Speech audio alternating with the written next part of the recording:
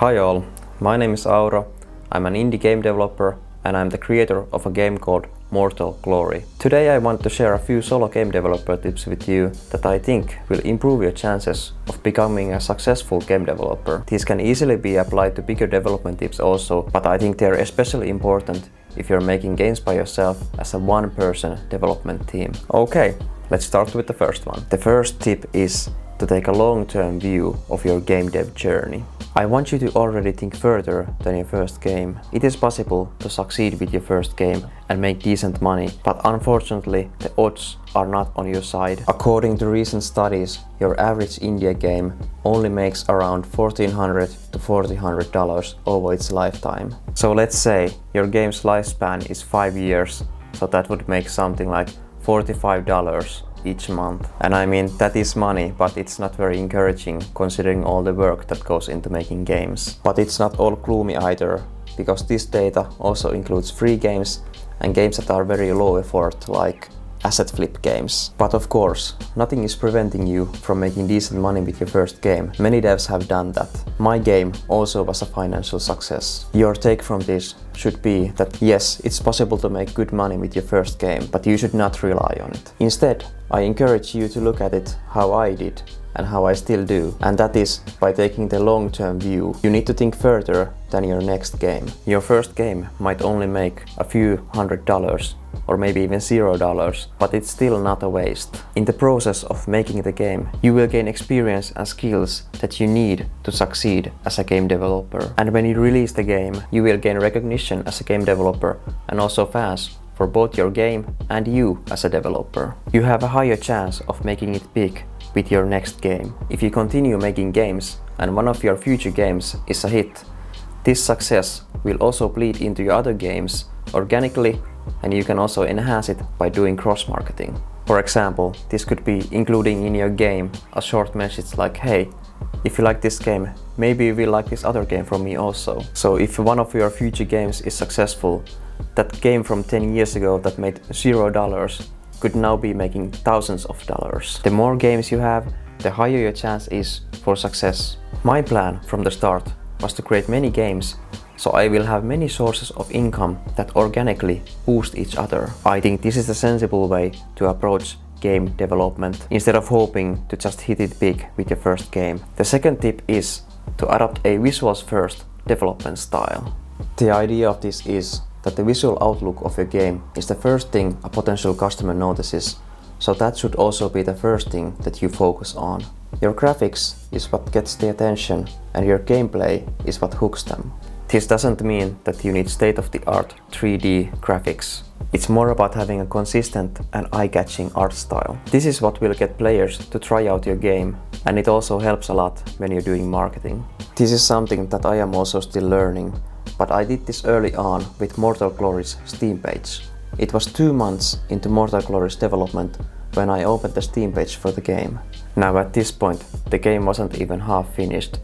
Most of the features were not working properly, but I still had the basic graphics in place. So what I did was, I took screenshots of the things that were working already, and for the rest, I just made up concept art. So now, my Steam page was basically half actual game and half concept art, but it gave a somewhat accurate picture of what the actual game would be like. Having the Steam page up already at this point was really great, because now when I did marketing, I could also include a link to the Steam page so they could go wishlist the game, and my page also got some organic traffic from Steam. So at this point, my game wasn't even half finished, but I was already creating potential value through wishlists. This provided me with a great motivation boost to keep working on my game. It also gave encouragement that the game would at least sell a few copies. After all, each wishlist is a potential buyer. One common figure that is thrown around is that around half of the people that have wishlisted a game will actually end up buying it, and that is over the whole lifetime of the game. So let's say you have a $10 game, that's already $5 per wishlist if you manage to keep your wishlist conversion on a good level. I have even heard of some publishers making Steam pages for games that are not even being worked yet, just so they can see if there's any interest for that type of game. Now I don't know how common it is or if I would recommend it, but overall, maybe that $100 that is needed for a Steam page is not that bad for that knowledge. The third tip is to actively scope down your project. And by that, I mean actively evaluating with every feature if it's actually needed for your game or not. As you work on your game, it's natural to get all of these cool ideas that would be fun to have in the game, and they might not even seem so hard or time consuming to add to your game. But with every added feature, your release date gets pushed further back. As the complexity of your project increases, so does the risk of there being a game-breaking bug in your game, and the risk of you never finishing the game. So that is why I advise you to be careful what you add to the game.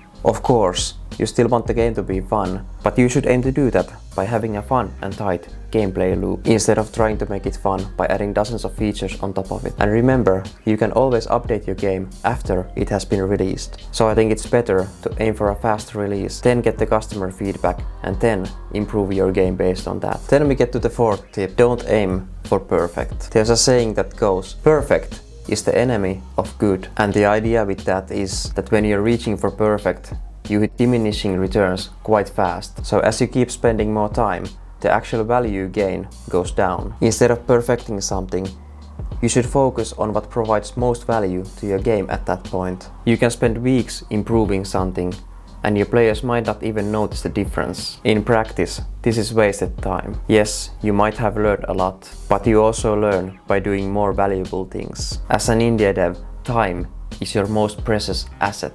This is also a big risk with coding your game. When changing the code, whatever cannot seen by the player or doesn't change the functionality of the code, in essence, is wasted time. Now that is an overstatement, but the idea behind it is still true. You can spend a long time refactoring a code and feel good about it, but if the player doesn't notice that, the player doesn't care. Remember, the game is meant for the players, not for you. Sometimes you hear developers talking of their game as their baby, but you should not treat your game like it's your baby. Most players will see your game as a product for entertainment, and you should too. Yes, a game can be many other things, a piece of art, maybe a tool for education, you name it, and I am not against that. But if you treat your game like it's overly special, you will come up with unrealistic expectations of how it will be received by your players. Treating your game like it's a product also doesn't mean you need to try to take every penny from your players. It's just a healthy mindset to have, so your sense of self-worth is not tied to just this one thing. So my advice is to go with good enough. Constantly evaluate if something is good enough. If it is, move on. Focus on what is the most essential for your game, and you will need to constantly remind yourself. I know this can be tough. I know this from experience. In me, there also lives a detail-oriented perfectionist who could go into a multi-day analysis paralysis coma just to decide what shade of blue he wants his YouTube picture to be. I will end this tip with another saying: done is better than perfect. Okay, my fifth tip is to embrace learning. As a solo indie developer, learning is very important. You will need to take on many roles: designer, coder, writer, artist, tester, producer, publisher, marketer, community manager, PR person, entrepreneur, you name it. Sure,